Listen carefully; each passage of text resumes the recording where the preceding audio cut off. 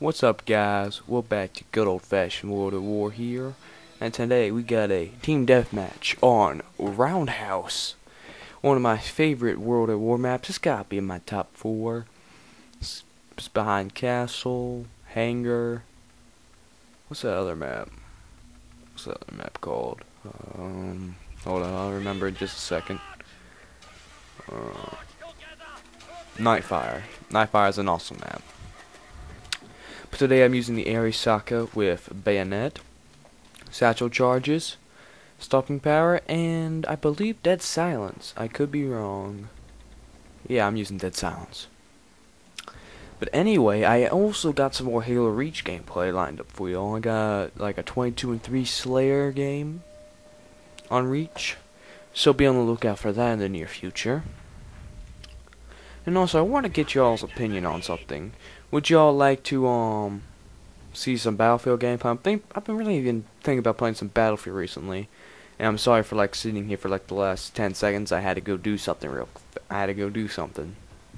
My grandfather was calling me to get him some ice cream, so I had to go get him some ice cream, and I was able to do that in about 15 seconds. But the thing you want to use is the Mosin Nagant. It has a little ring on the outside of it if you're using without a scope. And from mid to close range, you just want to use the ring to get around the mid chest, cause the Mosin Nagant 9 times out of 10 will kill from the chest up. So you want to use the little outer ring, and not the iris sights from mid to long range. And this guy totally fails. And please, nobody say I'm tank whoring. Guys, I only get in tanks just because I don't want the enemy to get it. Because if I get the enemy to get it, then guess what? My teammates are going to go right towards them. And then they're going to get recons and artillery from the tanks. And then all hell breaks loose. But tips on the tank. Ordnance training is the best tank perk by far. Whoever says otherwise is completely wrong. Ordnance training is the best because you get more shots off, and if you're unlucky to get that second shot off, then ordnance training will also help in tank versus tank. And since half the maps in World at War do have tanks, like Roundhouse, Downfall, so on and so on, it's very handy. Also, another tip: say you shoot a guy and you miss, you want to press Y to go to the turn and then finish him off, then press Y to switch and go back and turn to safety.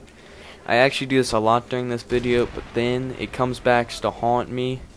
You see me doing it right here, just putting off pop shots, then go back in, and it actually helps reload the thing faster. I didn't notice this until recently, but it really does.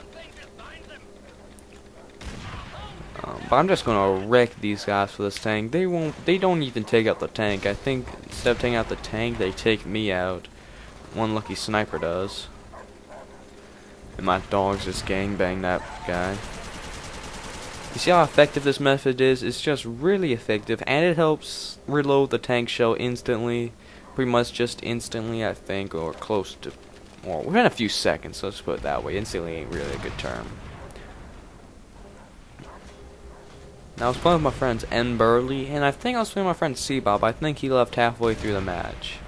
And my poor friend N. Burley gets out his tanks to kill somebody, and he gets gunned down, and next thing you know, all these guys are trying to get in the tank, and that's why I took a few pop shots of that before, because I knew they'd try to get in it. And they get destroyed for their troubles. Tanks are not toys, little children. Tanks are not toys. Also, if you also have a chance, try to aim down the sights of your tank. Most people don't do it, but it's really an effective tool.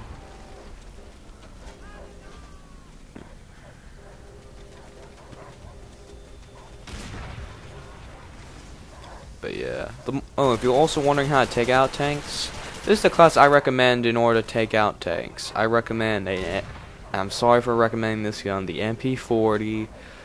Yes, the infamous skill P40.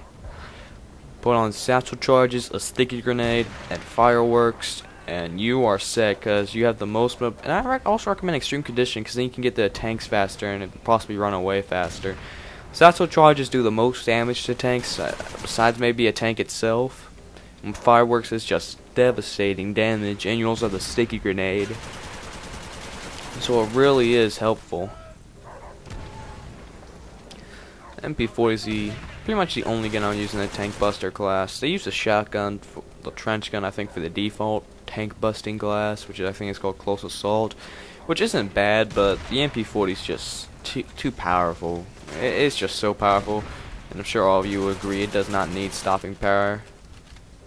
And there's my 20 kill streak, and here's where I make my mistake. I try to get this guy, and the sniper's smart enough to get me. But lucky I spawned right by him. And they will try to take him out.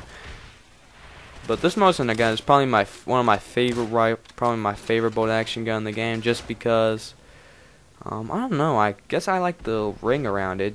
It just looks cool, and also I think it has the second bolt cock in the game. The only one that beats it, I believe, is the Arisaka, so that's also very helpful. It's also one of the more damaging rifles. I think it has the second highest damage behind the PTRS. So that's also good. But luckily, I'm not gonna die anymore. Spoilers, who? Okay. And these guys kept coming to us, and the way you want to use this gun, bolt action rifles in general, is play a little bit defensive. And I like this right here.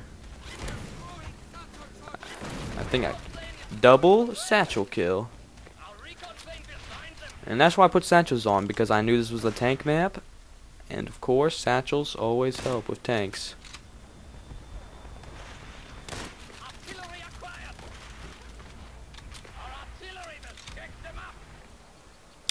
Also, if y'all want to see more World at War gameplay, I don't think I will be playing Call of Duty 4 anymore, just because it's dead to me. I mean, it's still fun and all, but I just like World at War better.